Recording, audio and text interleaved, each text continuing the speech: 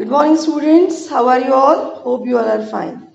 Once again, welcome you all in this English class. Students, today we will do fifth lesson of your supplementary book, that is Footprints Without Feet, written by H.G. Wells. Students, first I will give you a little introduction of the lesson. The story is about a scientist named Griffin. He discovers the rare chemicals which can make a man visible, but at the same time, the man can be touched and felt physically. Let's read and find out how he uses or misuses his powers for his own. Now, students, I am going to start with the short explanation of the lesson. Two boys suddenly noticed a few muddy imprints of bare feet. They started wondering that what was a barefoot man doing on the steps of a house in the middle of London. They also started thinking that where was the man as he was nowhere to be seen. They suddenly saw another footmark. The man was still not visible. They started following the footprints. They followed them until the footprints became invisible. They had been following a scientist who had discovered how to make the human body transparent or invisible. It was Griffin, the scientist who had been working for a long time to see how to make the human body invisible. Suddenly, one day, he consumed certain drugs which made his body invisible. Though it could be felt, Griffin was a lawless person, as he had once burned down the house of his landlord, who was trying to throw him out of the house, and then he wanted to be invisible.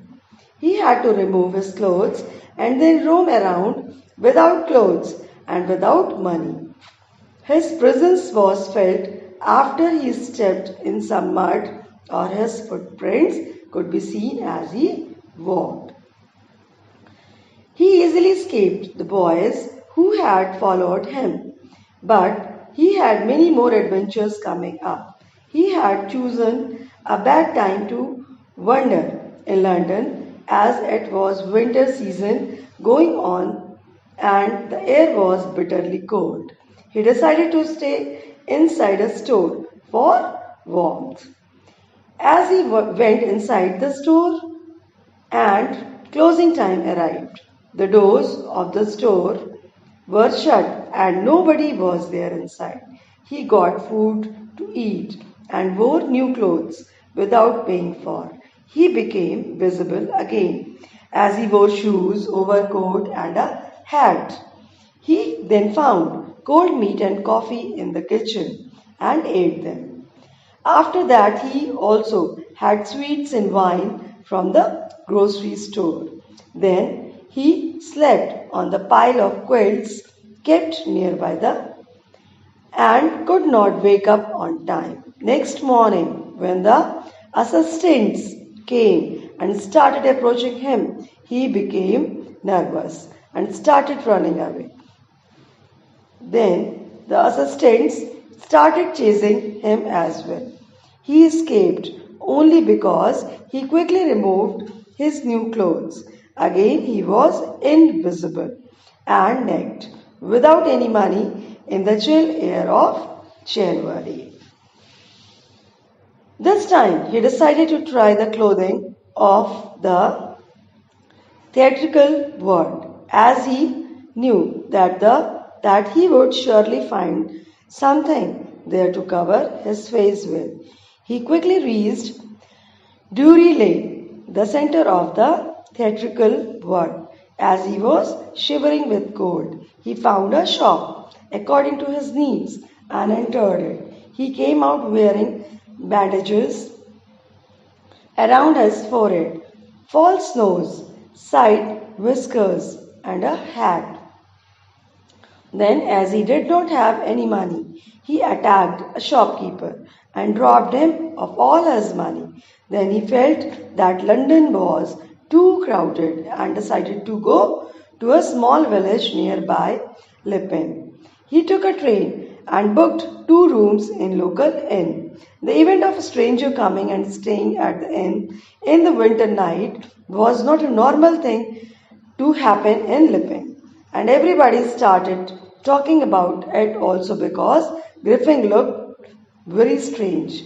The landlord of the inn where Griffin stayed, Mrs. Hall, made a lot of efforts to be friendly with Griffin, but he did not want to talk.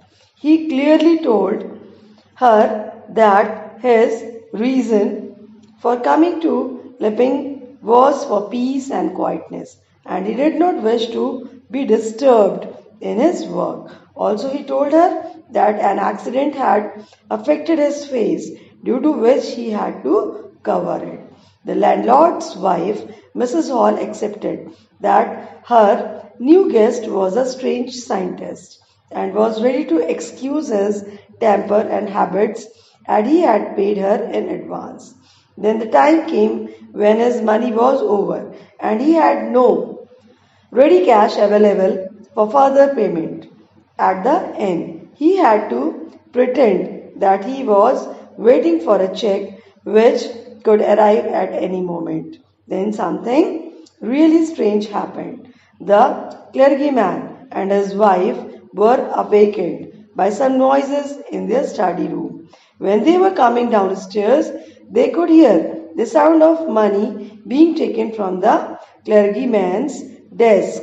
The clergyman held a metal rod in his hand and flung the door open. And as soon as he opened the door, he said, "Surrender," as he thought he had caught the thief. To their surprise, they could not see anyone. They looked under the desk, behind the curtains, and also up the chimney, but the person was nowhere to be seen. Yet the desk had been opened and the housekeeping money was gone. Then the clergyman kept on saying, "Extraordinary affair," the whole day because he was shocked by the incident. But the things that happened with Mrs. Hall's furniture were much more fascinating. Mrs. Hall and her husband woke up very early and were surprised as the door to the guest room was open. Usually, his room's door remained closed and locked. He used to get very angry if anyone tried entering his room. It was an opportunity, and Mrs. Hall did not want to miss it.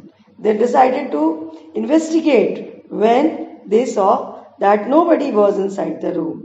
His bed sheets were cold, which showed that he must have been up for a while, and also all the bandages that he used to tie around his face were lying around the room. Suddenly, Mrs. Hall heard a sniff close to her ear, and Griffin's hat that was lying on the bedpost flung towards Mrs. Hall and hit her on her face.